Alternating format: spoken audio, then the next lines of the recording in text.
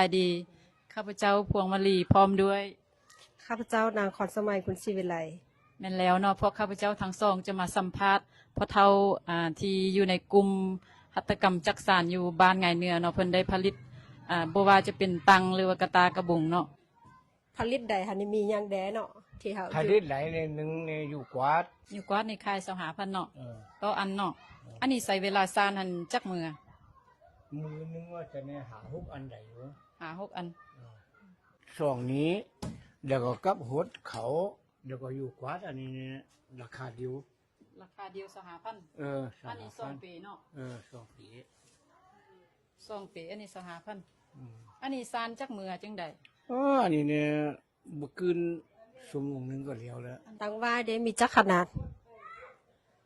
ทำมื้อนะ แม่นเฮาขายหันมีจักขนาดแล้วก็ราคา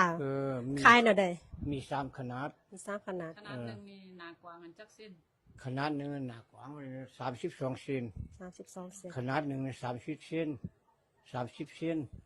ขนาดหนึ่งในมัน18 59 เซน ขนาด30เซนอันนี้ขายราคาเท่าใด อันนี้เนี่ยอีพ่อนี่มันดุลเดียงหากันหมดนะเพิ่นขาย3 เซนอีพ่อนี่ขายดุลเดียวกันหมด2 เซนหา แต่ละหนาหัน250,000หมดเนาะ 2 เซนหาหมด นี่เนี่ยแต่ละหนาตัวนี้ได้เนาะทั้งหมดอัน เดี๋ยวว่าเพิ่นยังมาไหลว่ายังเอาอัน30 เซนเนี่ยอันนี้ก็ให้เพิ่นเลือกเอาเดี๋ยวก็2 เซนหาคือกัน เดี๋ยวอยากไหลอันต่ำอันนี้เนาะอยากไหลอันต่ำให้เพิ่นเลือกเอาแล้วก็2 เซนหาคือกันเดี๋ยวนี้ อ๋อแสดงว่าลูกค้าสามารถเลือกซื้อใดเนาะต้องการขนาดใดมันสั่งพิเศษใดเนาะว่าต้องการสูงสำใดหรือว่า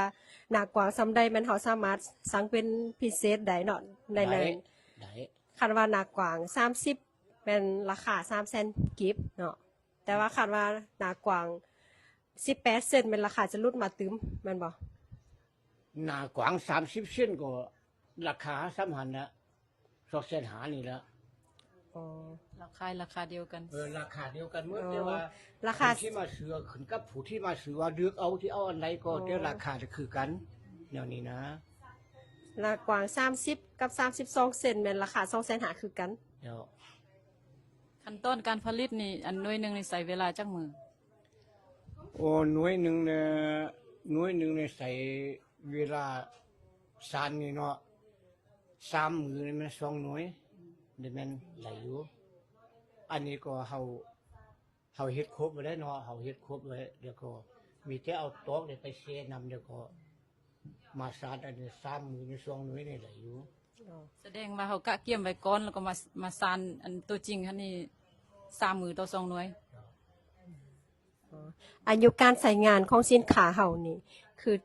ตั้งนี่เฮาสามารถใส่ได้ประมาณจักปี โอ้ขนาดอันนี้เดี๋ยวตอกอันนี้นี่แปลว่าไว้ใหญ่คือกับอันนี้เนาะอันนี้มันจำสุดนี่มัน30 ปีนะผม อ๋ออายุใส่งาน30ปีเนาะ เดี๋ยวก็อันน้อยอันนี้ว่าจะเนี่ย25 ปีนี่ผม อ๋อแสดงว่าแน่นนานหลายเนาะ เออ แล้วขั้นตอนการเฮาไปเอาใหม่หรือว่าวายต่างๆ มีจุดพิเศษเฉพาะบ่ที่เวลาเฮาเอามาเฮ็ดตังเราบ่ให้มันมอดมันหยังนี่เวลาเฮาไปเอาใหม่เอาวายเฮาเฮ็ดแนวใด อันนี้นี่เวลาเขาไปเอาบ่อยากให้หมดเนาะบ่อยากให้หมดว่าจะเนี่ยเอาว่าเวลาว่าเดือนว่ากันเขาแล้วลูหนาวมาไปเอาว่าจะเนี่ยบ่หมดเห็นอะไรก็บ่หมด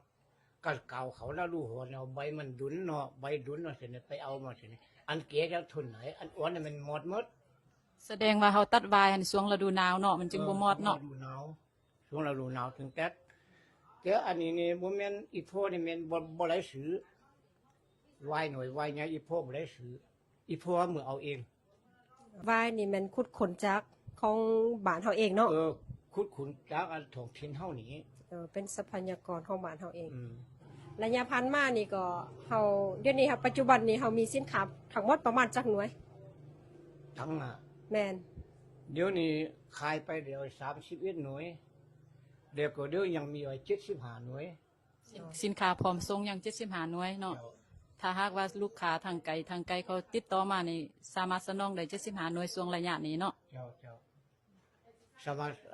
เดี๋ยวก็เรื่องราคานะคือเดี๋ยวนี้ว่าหั่นน่ะ คันว่า ช่วง เอาหลายหน่วยสามารถลดได้ตึงบ่คันว่าเอาเป็น10 20หน่วย บาทเดียวสามารถลดราคาได้ตึมบ่ รุดดำนี่ร้านน้อยเลยได้อยู่ ขายเท่าใดหวน อันนี้ก็ฮะสาวหาได้พอสาวหาพันอยู่กวาดแล้วก็ส่องอันนี้แล้วก็อันน่ะโหดนี่เขาอันนี้สาวหาหมด เฮ็ดนี่เด้ต้นนี้นี่เฮาต้นนี้สรรพคุณมันเฮาใส่เฮ็ดหยัง อันนี้เอาตังมาเพชร ตามบางเพชรเนาะ เออ ต้นนี้ก็สร้างเองเนาะพ่อเฒ่า สารเอง ต้นนี้คันว่าขายนี่ขายอันหนึงราคาเท่าใด อันนี้นี่ตรงกันตอกลายเลย30,000อันนี้นี่ อันนี้30,000เนาะ เออ ผักเขานี่เด้พ่อเฒ่าสร้างเองบ่ เออ สร้างเองเนาะ สารเอง คันว่าผักเขาระดับซ้ำนี้เฮาขายราคาเท่าใด 3เซนหา 3เซนหาต้นวีนี่เด้เฮาขายเท่าใด อันนี้นี่15,000 15,000เนาะอ๋อเออ จังเงือซานบีหั่น บ่ขึ้นว่า20นาทีแล้ว อ๋อ ก็ไหวอยู่ซะนะต้นนี้ได้เอิ้นว่าหยังอันนี้ อันนี้ส่วนตัว ส่วน ใส่ ตั ดู ว อื่นเนี่ยส่วนตัว เขาเอาไว้เฮ็ดหยัง อันนี้เนี่ยอันปลาหน่อยเนาะปลาหน่อยอยู่อันนี้มาหินเนาะ